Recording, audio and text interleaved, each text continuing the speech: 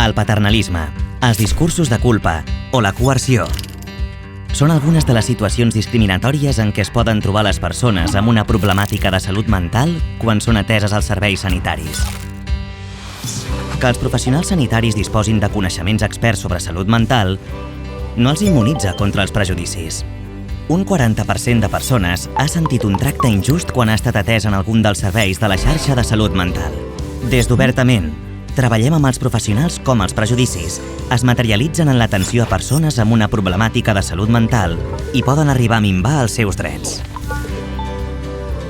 A més, hem ideat el distintiu Compromís Antiestigma, una acreditació que permet detectar quins serveis estan realitzant esforços tangibles en la lluita contra l'estigma en salut mental.